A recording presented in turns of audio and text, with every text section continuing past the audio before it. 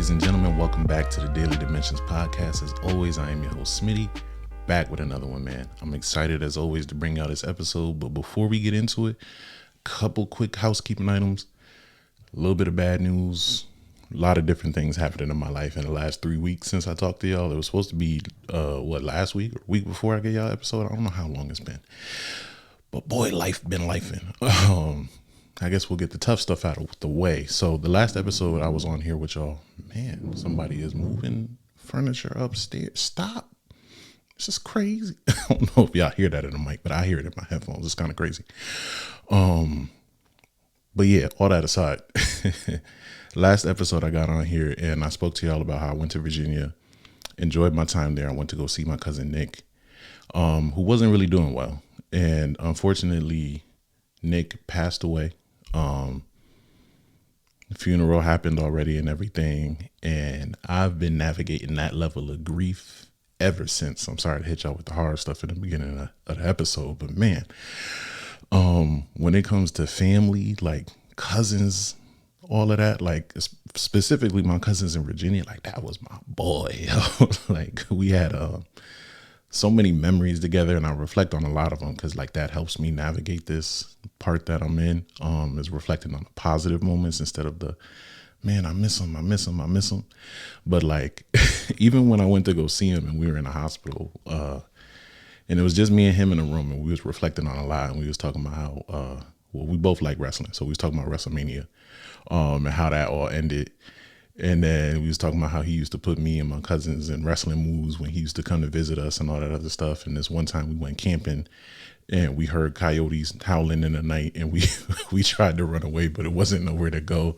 It was a lot of good memories, man. So like, I'm glad that I was able to go down there when I did and spend that time with him and enjoy that time with him. And, although it was my last time with him, it was a beautiful time with him. And I hold on to that, man. So for anybody who is navigating grief or going through a lot of different things like I am right now, grief on so many different levels, try and reflect on those positive things. It's very easy to let those feelings and emotions overwhelm you. I promise you, I sat in the bed for a long time. It was about like a week or two straight. Boy, I was just waking up late. I could not pull myself out of bed. Like I could not get out of bed before 10 a.m. And normally I'm a 8 a.m. person, so I'm staying in bed an extra 2 hours, and it was rough, but I'm in a better space now and navigating that space now. I told my friends how I was feeling and what was going on with me, which is an improvement on its own, because I used to be that person that would suffer by myself. And we did do an episode on that called Suffer in Silence. Go listen to that. We're going to plug that in anywhere. But, I used to be that person, and this time I opened it up to my friends and I said, hey, y'all, I just want to let y'all know I love y'all. I've been going through something right now. I've been dealing with my cousin, blah, blah, blah, blah, blah. And they were supportive. And, my man's Gordon hit me up several days, like just kept like, oh, how you doing? How you feeling? All that stuff. So everybody did their thing and supporting me. And I felt supported. So I appreciate that. And I like where that friend group is growing and that we're giving each other the opportunity to step up for each other in that way. Because a lot of times, like, you're like, oh, yeah, nobody cares about me. But it's like, do you give them the opportunity to step up for you? Or do you just keep it to yourself and then say, oh, no one cares? So that's something that a lot of us men have done or do or still do or whatever it may be, but we're breaking that stigma. We're breaking those walls down one step at a time. So that's the hard stuff. Getting into the lighter stuff, the Men's Mental Health Cookout 2024, the second annual is happening. We're in full effect. We got the date, time, location. The tickets are available on my website, www.jordanspeaking.com. Please, please, please. I'm out here hitting stuff. Go get your ticket. All right. And a couple frequently asked questions. I posted a video about this. I know not everybody's going to see the video because the algorithm be jumping it around. One, is this event just for men? Yes, it's just for men. It's the Men's Mental Health Cookout. Don't ask me that no more. It's in the title. It's just for men. This is our stuff. All right. No girls allowed. Is it just for men? Yes. Tickets You can get them on my website. It's on Eventbrite. You just type in Men's Mental Health Cookout. We are the only Men's Mental Health Cookout that is going to pop up, because right now I think we're the only one that exists. And we're going to take this thing to the moon, right? So you can get your tickets on there. What is the cost? There is technically no cost, but there is a cost. So it is donation based. So when you go on Eventbrite, it's not going to tell you a number. It's going to say get ticket, and then you're going to have to make a donation of any amount. Please don't give me 50 cents, because the proceeds of this event are going to a foundation that is helping to give people free therapy sessions. It's the Boris Lawrence Henson Foundation. It was founded by Taraji P. Henson. That's her foundation. And part of what they do with their mental wellness support program is that they put the funds together to connect people with 5 free therapy sessions. I've benefited from it. I know other people who have benefited from it, because therapy at times, if you ain't got the bread, it's expensive, or if your insurance doesn't want to cover it or all of it, things are expensive. And if we can get you 5 free sessions, that may be the difference, all the difference you need in your life. It may be something that, like, yo, you were on the brink and them 5 sessions brought you back. So it is that important. So with that in mind, allow your donation to reflect that, but also don't overextend yourself, but understand we're doing this for a reason. And I'm not trying to go up to them and be like, hey, I got 50 people that came to this cookout and they all gave me 50 cents. So I got $25 for you. You know what I'm saying? I might as well keep the $25 at that point. So, let it reflect that. And we will have speakers. We're going to have games, food. I'm giving out an award this year. So that's different. It's going to be dope. We're doing a lot of different things. So please come out. Buy a ticket for somebody else, gift them a ticket, whatever it may be. And we are also looking for sponsors. So if you are interested in sponsoring, if you have a business or just want to donate or whatever it may be, contact me. My email is dailydimensions@gmail.com. Y'all know where to find me. And it's Saturday, August 10th. So that's the cookout. What else we got on housekeeping? Max program. So I spoke with the Max program through the Bridgeport Public Education Fund. I was a part of this program in high school. I really didn't want to be, but mom signed me up for it, and I didn't go to these mentor meetings at first. And then eventually I started going to it, and boy, it helped me tremendously. I had a mentor who was in college to help me transition into college and fill out my applications and do my FAFSA and all these different things. And once you go through that program and you're in college, they give you $100 stipend every semester. They have emergency financial assistance, all these different things that I was able to access through being a part of that program. And they are dope. They're still doing amazing things. And they had a workshop a few weeks back. And as an alumni of that program, me and a couple other people who are able to come and talk and answer questions and get back to that generation that's just graduating.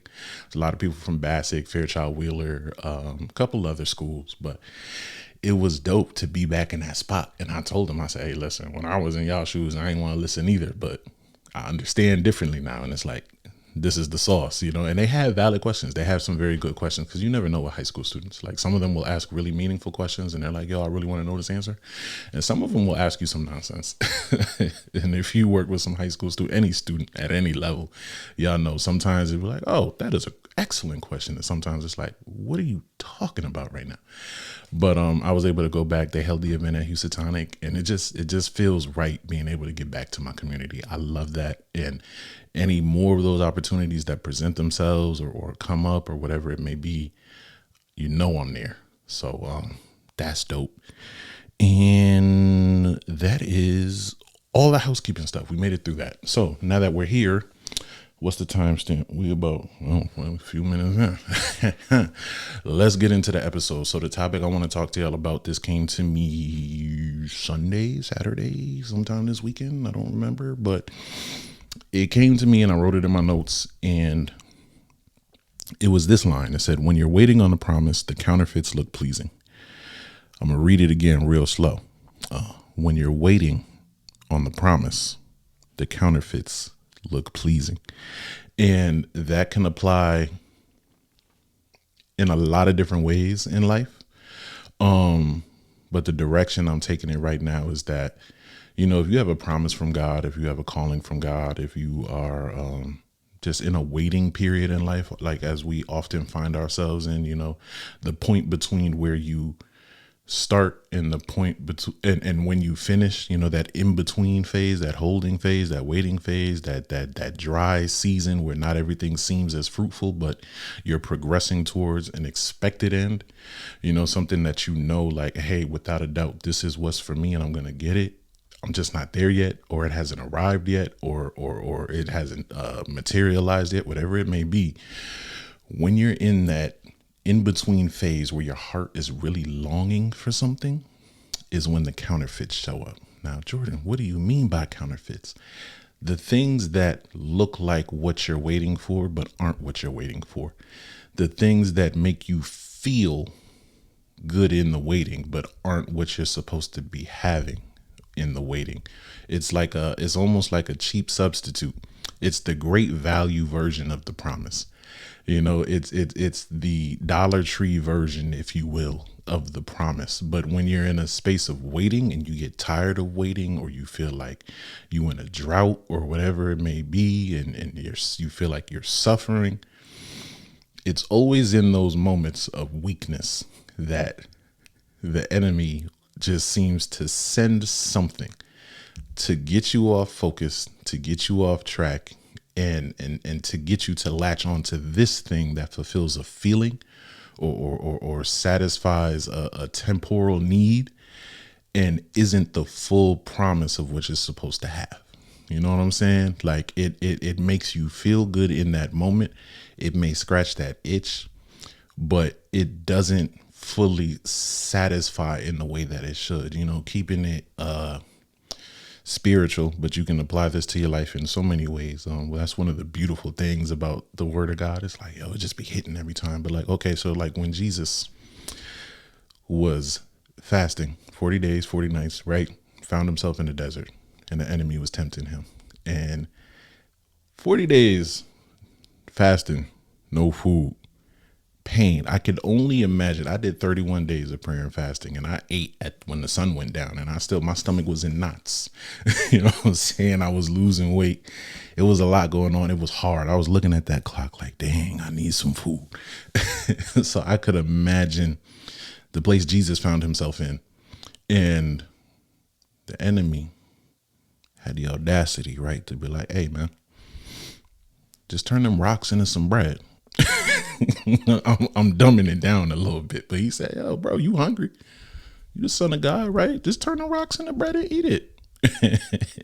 And as subtle as that is, right, it would have satisfied that feeling of hunger temporarily, but you would have exchanged that temporary feeling of feeling satisfied by eating that piece of bread for everything that comes from fulfilling what you were supposed to truly fulfill.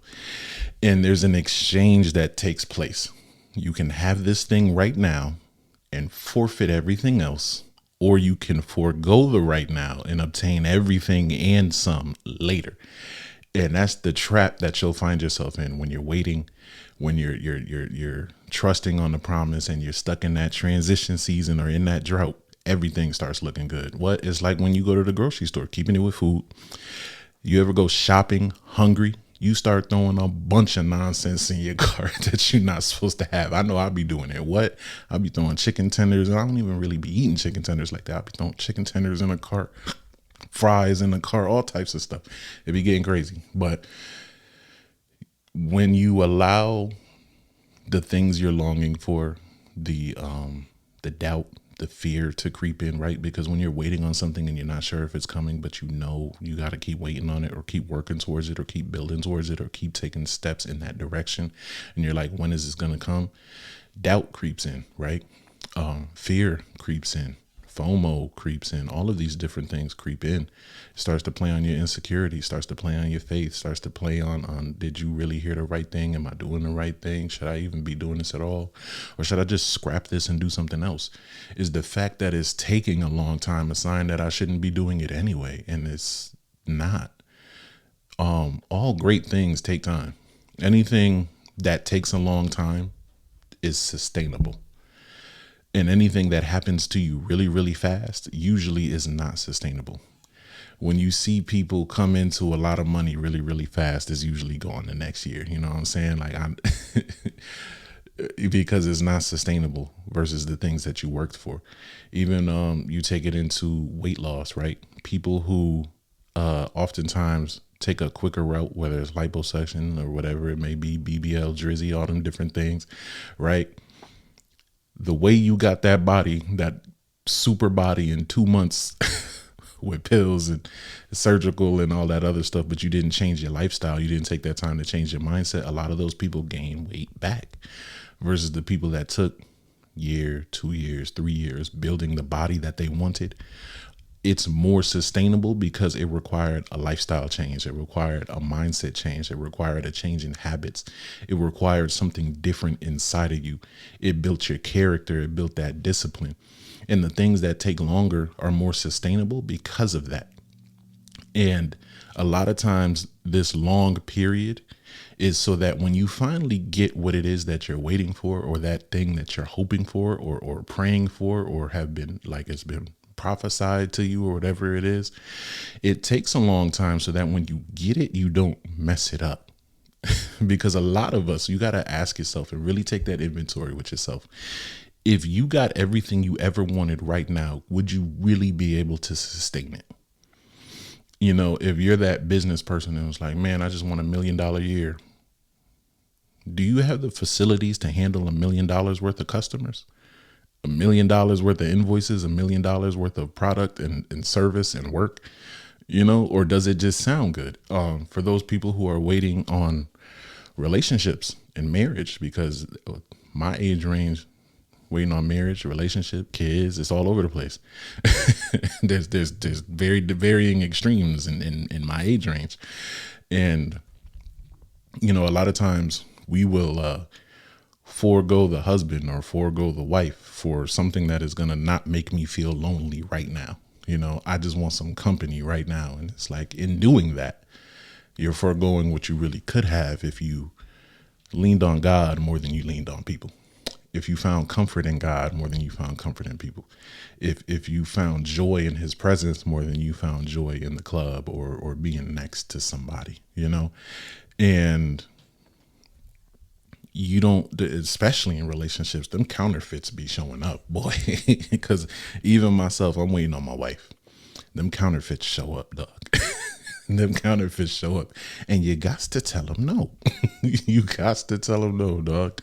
And even in business related, I've had opportunities pop up that I'm like, that's not the right opportunity, or that doesn't necessarily align with who I am, or an opportunity to speak with certain guests or work with certain guests. And I tell people no.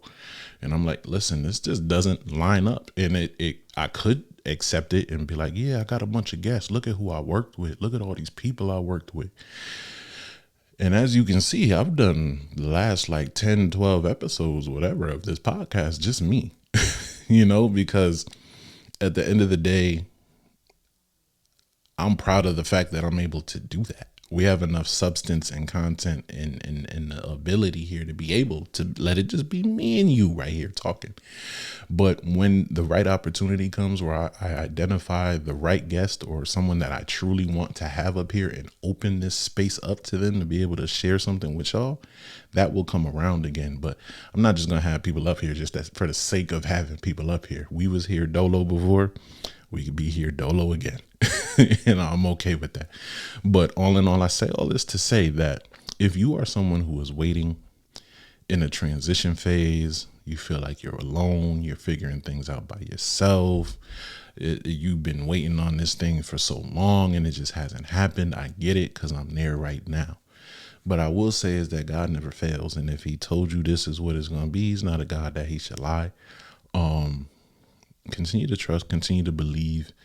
And in that in-between phase, allow God to continue to use you, set your eyes on him, and continue to develop yourself into that person who can handle what they're asking to receive, or into that person who can complement that person that they're waiting to receive, or into that professional that can handle walking into these rooms and whatever comes with that, or building that character to be that person that when you finally run into success, it doesn't change you, because there's a lot of people who run into success and success becomes their identity and it changes them. And now the person you once thought you knew, they're not that person anymore because money changed them, or success changed them, or women or men or people, whatever changed them. Popularity changed people. You don't want to be that person. And that's why the things that take a long time, but you continue to work at it and crack away at it, are sustainable. It's why this has been sustainable. We have over 100 episodes, right? And in the podcast space, 2020, when a lot of podcasts popped up, how many of them are still here, right? And then of the ones that are still here, how many of them are providing valuable content? This is not to shade or slight anybody, but this is just to highlight that podcast space. A lot of them have come and gone, and a lot of the ones that we thought was cool or still listen to, a lot of them are really just selling you products. I stopped following a lot of them because it's like, yo, I used to really enjoy your content. Now you just keep selling me products to try and teach people how to build a podcast. And truth be told, it's only but so many people truly making money in podcasting. It is in the same way where it's only truly but so many people really making money in music. A lot of people owe money in the industry or ain't getting no bread off their album, or if they're not touring, they're not getting paid. You know what I'm saying? So not everything on the outside is a real indicator of what's really happening on the inside or what's really happening in people's bank accounts. I know a lot of people that look real successful and are super broke, or a lot of people that look really successful and are not happy. A lot of people that are on the internet and they look like they living their best life, whole time they miserable. So don't allow that to change your perception of, man, like they living life and I'm not, maybe I should shift gears. No, stay on track, stay focused, stay locked in, tighten up, and stay faithful to the word that God has given you, because his word does not come back to him void. So I appreciate y'all rocking with me. I appreciate y'all listening to this episode. Understand that when you stepping in the right direction, the counterfeits will come, but you got to tell them no. All right.